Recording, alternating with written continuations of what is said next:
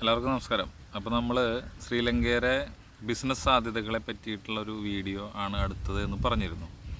അപ്പോൾ ശ്രീലങ്കയിലെ ബിസിനസ് സാധ്യതകൾ ഞാൻ മനസ്സിലാക്കിയിട്ടുള്ള, ഞാൻ ഒരുപാട് ബിസിനസ് സംരംഭങ്ങളുണ്ട്, എന്നിരുന്നാലും നമുക്ക് ചെറിയ ഇൻവെസ്റ്റ്മെൻറ്റിൽ ചെയ്യാൻ കഴിയുന്ന ബിസിനസ്സുകൾ എന്താണ്, അത് നമുക്ക് ചെയ്യാൻ കഴിയുന്ന കാര്യങ്ങൾ എന്തൊക്കെയാണ് എന്നുള്ളതാണ് ഞാൻ അനലൈസ് ചെയ്തിട്ടുള്ളത്. അതിൻ്റെ ഭാഗമായിട്ടാണ് ഞാൻ ഈ പറയുന്നത്. മെയിനായിട്ട് ശ്രീലങ്കയിൽ നമുക്ക് കൊളംബോയിലാണ് എല്ലാ ഉൽപ്പന്നങ്ങളും ഇറക്കുമതി ചെയ്യുന്നത്. അവിടെ നിന്നാണ് ഈ പറഞ്ഞ ശ്രീലങ്കയുടെ എല്ലാ ഭാഗത്തേക്കും ഡിസ്ട്രിബ്യൂഷൻ പോകുന്നത്. നമുക്ക് എയർപോർട്ടുള്ളത് കൊളംബോയിലും ജഫ്നയിലാണ് എയർപോർട്ടുള്ളത്. അപ്പോൾ നമുക്ക് ബൈ എയർ വിടുന്ന സാധനങ്ങൾ നമുക്കങ്ങനെ ചെയ്യാൻ പറ്റും. പക്ഷേ നമുക്കിപ്പോൾ എല്ലാവർക്കും അറിയാം, ഷിപ്പ് വഴി മൂവ് ചെയ്യുന്ന പ്രോഡക്റ്റുകളാണ് ഏറ്റവും റീസണബിളായിട്ട് നമുക്ക് ചെയ്യാനായിട്ട് സാധിക്കുക. എക്കണോമിക്കലി നമുക്ക് വയബിൾ ആവുക അങ്ങനെയാണ്. അപ്പോൾ ആ പ്രോഡക്റ്റുകളെ കുറിച്ചിട്ടാണ് നമ്മൾ സംസാരിക്കുന്നത്. അതും കൂടുതൽ ഇപ്പോൾ എല്ലാ മേഖലയിലേക്കും ഞാൻ കടക്കുന്നില്ല, ഞാൻ വളരെ ചുരുക്കം മേഖലയിലേക്കാണ് കടക്കുന്നത്. ഫുഡ് ഇൻഡസ്ട്രിയുമായി ബന്ധപ്പെട്ടിട്ടുള്ള കാര്യങ്ങളാണ് ഞാൻ മെയിനായിട്ട് ഫോക്കസ് ചെയ്യുന്നത്. ഇപ്പോൾ ഞാൻ നിലവിൽ UAE ഉണ്ടായിരുന്ന എൻ്റെ ഒരു സുഹൃത്ത്, അവൻ ശ്രീലങ്കൻ സിറ്റിസനാണ്. അപ്പോൾ അവൻ അവിടെയാണ് താമസിക്കുന്നത്, വാവുനിയ എന്ന് പറയുന്ന സ്ഥലത്താണ്.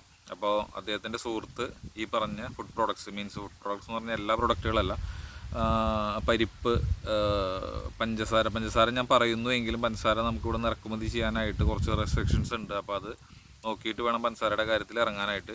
അതുമാതിരി തന്നെ ഇപ്പോൾ മുളക് പൊടി, മല്ലിപ്പൊടി, മഞ്ഞൾപ്പൊടി, അങ്ങനെയുള്ള സാധനങ്ങൾ, ഏലം, കുരുമുളക്, ഇതൊക്കെയാണ് അവർ ഡിസ്ട്രിബ്യൂഷൻ ചെയ്യുന്നത് കടകളിലേക്ക്. അപ്പോൾ അത് ഇന്ത്യയിൽ നിന്ന് അങ്ങോട്ടേക്ക് എത്തിക്കുക എന്നുള്ള ഉദ്ദേശത്തിലാണ് ഞാൻ അങ്ങോട്ട് പോയത്. ഇപ്പോൾ നിലവിൽ ഞാനവിടെ കമ്പനി രജിസ്റ്റർ ചെയ്തു. ശ്രീലങ്ക സിറ്റിസൺ ഉണ്ടായിരിക്കണം എന്ന ഒരു നിബന്ധനയുണ്ട് ശ്രീലങ്കയിൽ കമ്പനി രജിസ്റ്റർ ചെയ്യുമ്പോൾ.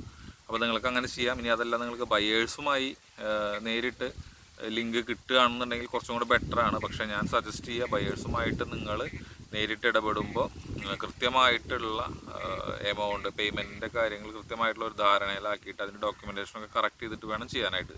ഇപ്പോൾ എല്ലാവരും ഇമ്പോർട്ട് എക്സ്പോർട്ട് എന്ന് പറയുമ്പോൾ ഭയങ്കരമായിട്ട് ചടിത്തുള്ളി വരുമെങ്കിലും ഇതിൻ്റെ നെഗറ്റീവ് വശങ്ങൾ അല്ലെങ്കിൽ ഇതിൻ്റെ പ്രശ്നങ്ങൾ എന്താണെന്നുള്ളത് അറിയുന്നില്ല. അപ്പോൾ അത് തീർച്ചയായിട്ടും നിങ്ങൾ മനസ്സിലാക്കി വെക്കേണ്ടതാണ്. പേയ്മെൻറ്റ് എങ്ങനെ കിട്ടുന്നു, എന്താണ് എന്നുള്ളതിനെ കുറിച്ച് വളരെ വ്യക്തമായിട്ട് നിങ്ങൾക്കൊരു ഇതുണ്ടായിരിക്കണം. അപ്പോൾ നിങ്ങൾക്ക് ഈ പറഞ്ഞ, ഞാൻ നേരത്തെ പറഞ്ഞു, നിങ്ങൾക്ക് കൊളംബോയിൽ ഈ പറഞ്ഞ ബയേഴ്സിനെ അന്വേഷിച്ച് കാര്യങ്ങൾ, ഇപ്പോൾ പല മാർഗ്ഗങ്ങളുണ്ട്. ഓൺലൈൻ വഴി നമുക്ക് എന്താ പറയുക, ബയേഴ്സിനെ കണ്ടുപിടിക്കാനുള്ള പോസിബിലിറ്റീസ് ഉണ്ട്. പക്ഷേ ഇനിയിപ്പോൾ നിങ്ങൾ ഡയറക്റ്റ് പോവുകയാണെന്നുണ്ടെങ്കിൽ ഇപ്പോൾ ഇത്രയ്ക്കുള്ള എക്സ്പെൻസ് ഉള്ളൂ, അവിടുത്തെ കാര്യങ്ങളെ കുറിച്ചിട്ടുള്ളൊരു സ്റ്റഡി നിങ്ങൾക്ക് നടത്താനായിട്ട് സാധിക്കും. അവരായിട്ട് നേരിട്ട് ഇൻട്രാക്ട് ചെയ്യാം.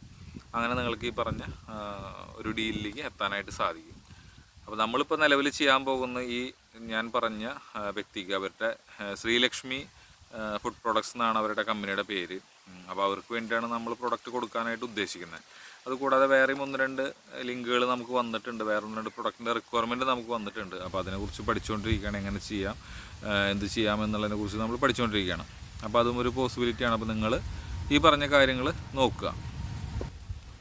അപ്പോൾ ഫുഡ് പ്രോഡക്റ്റുകൾ കൂടാതെ നിങ്ങൾക്ക് ഡ്രസ് മെറ്റീരിയൽ, അതായത് വസ്ത്രങ്ങൾ നിങ്ങൾക്ക് ഇവിടെ നിന്ന് എക്സ്പോർട്ട് ചെയ്യാം, ഇന്ത്യയിൽ നിന്ന് എക്സ്പോർട്ട് ചെയ്യാനുള്ള പോസിബിലിറ്റി ഉണ്ട്.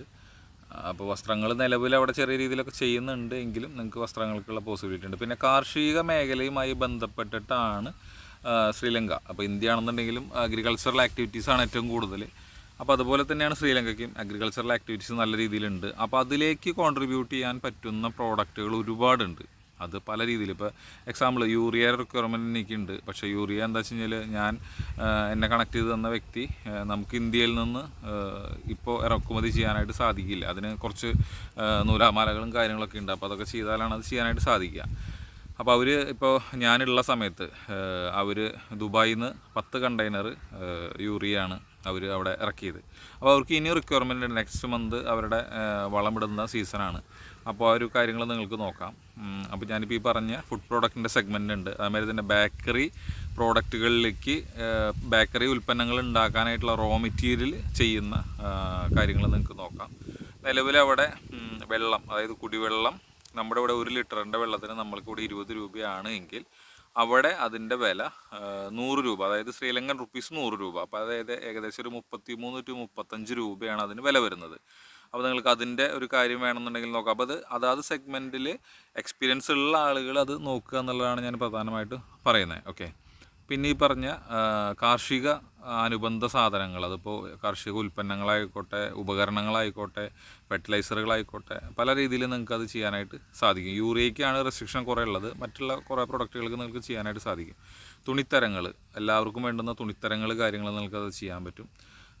അപ്പോൾ ഇത്രയൊക്കെയാണ് നമുക്ക് മിനിമം ലെവലിൽ ചെയ്യാൻ പറ്റുന്ന കാര്യങ്ങൾ. പിന്നെ വലിയ വലിയ സെഗ്മെൻറ്റുകളുണ്ട്. ഇപ്പോൾ പേപ്പർ പ്രൊഡക്ട്സുകൾ, ഒരുവിധപ്പെട്ട സാധനങ്ങൾ. അപ്പോൾ നിങ്ങൾക്ക് ഗൂഗിളിൽ തിരഞ്ഞാൽ തന്നെ കാണാൻ സാധിക്കും ശ്രീലങ്ക ഇറക്കുമതി ചെയ്യുന്ന ഉൽപ്പന്നങ്ങൾ എന്തൊക്കെയാണ് എന്നുള്ളതിൻ്റെ ഡീറ്റെയിൽ കിട്ടും. അപ്പോൾ ആ ഉൽപ്പന്നങ്ങളെ വെച്ചിട്ട് അതിൻ്റെ ബയേഴ്സ് ആരാണെന്നുള്ളത് കണ്ടുപിടിച്ചിട്ട് നിങ്ങൾക്ക് അങ്ങനെ ചെയ്യാം. ഞാൻ സ്വീകരിച്ച രീതി എന്ന് പറഞ്ഞു കഴിഞ്ഞാൽ, അവിടെ നമ്മളൊരു കമ്പനി രജിസ്റ്റർ ചെയ്യുക, നമ്മുടെ കമ്പനിയിലേക്ക് ഇമ്പോർട്ട് ചെയ്യുക, അവിടെ നിന്ന് ഡിസ്ട്രിബ്യൂഷൻ ചെയ്യുക. അപ്പോൾ എന്താ വെച്ചാൽ നമുക്ക് അവിടുത്തെ ഒരു ലോക്കൽ പേഴ്സണാണ് അത് ഡിസ്ട്രിബ്യൂഷൻ ചെയ്യുന്നത്, നമ്മളുടെ കമ്പനിയാണ് അത് ചെയ്യുന്നത് കൊണ്ട് നമുക്ക് മറ്റുള്ളവരുടെ ഇതാക്കേണ്ട കാര്യമില്ല. അപ്പോൾ അതുകൊണ്ടാണ് ഞങ്ങൾ അങ്ങനെ ചെയ്യുന്നത്. നിങ്ങൾക്ക് എങ്ങനെയാണെന്നുണ്ടെങ്കിൽ ആ രീതിയിൽ ചെയ്യാം. അപ്പോൾ ഇത്രയാണ് ഒരു മിനിമൽ കാര്യങ്ങൾ. പിന്നെ നിങ്ങൾക്ക് ഏതെങ്കിലും ഒരു പർട്ടിക്കുലർ മേഖലയെക്കുറിച്ച് കൂടുതൽ അറിയണം എന്നുണ്ടെങ്കിൽ അത് നമുക്ക് സംസാരിക്കാം, നിങ്ങൾ എന്നെ കോൺടാക്റ്റ് ചെയ്യാം. ടൂറിസം മേഖല വളരെ സാധ്യതയുള്ളൊരു മേഖലയാണ് ടൂറിസം മേഖല. ശ്രീലങ്കയിലെ ടൂറിസം നല്ല രീതിയിൽ ഡെവലപ്മെൻറ്റ് വരുന്നുണ്ട്. ആ ടൂറിസം മേഖല നിങ്ങൾക്ക് നോക്കാം. അപ്പോൾ ഞാനൊരു 5-6 സെഗ്മെൻറ്റ് പറഞ്ഞു. അപ്പോൾ ഇതിൽ നിങ്ങൾക്ക് ചെയ്യാൻ കഴിയുന്ന കാര്യങ്ങൾ എന്താണ് എന്നുള്ളത് നോക്കിയിട്ട് നിങ്ങൾ തീരുമാനങ്ങൾ എടുക്കുക. ഓക്കെ. അപ്പോൾ നമ്മളുടെ ബിസിനസ്സുമായി ബന്ധപ്പെട്ടിട്ടുള്ള, സ്റ്റാർട്ടപ്പുമായി ബന്ധപ്പെട്ടിട്ടുള്ള കാര്യങ്ങളുടെ ഗൈഡ് ലൈൻ തരുന്ന വാട്സാപ്പ് ഗ്രൂപ്പ് ഉണ്ട്. അപ്പോൾ ആ ഗ്രൂപ്പിൽ ജോയിൻ ചെയ്യാനായിട്ട് ഇതിൻ്റെ താഴെ ലിങ്ക് കൊടുത്തിട്ട് നിങ്ങൾക്ക് അതിൽ ലിങ്കിൽ ജോയിൻ ചെയ്യാം. അല്ലെങ്കിൽ QR വഴി QR സ്കാൻ ചെയ്താലും നിങ്ങൾക്ക് ജോയിൻ ചെയ്യാനായിട്ട് സാധിക്കും. ഓക്കെ. അപ്പോൾ ഇതാണ് ചെറിയൊരു വിവരണം. ഇനി നിങ്ങൾ കൂടുതൽ കാര്യങ്ങളുണ്ടെങ്കിൽ നേരിട്ട് കോൺടാക്ട് ചെയ്യാം. ഓക്കെ. Thank you.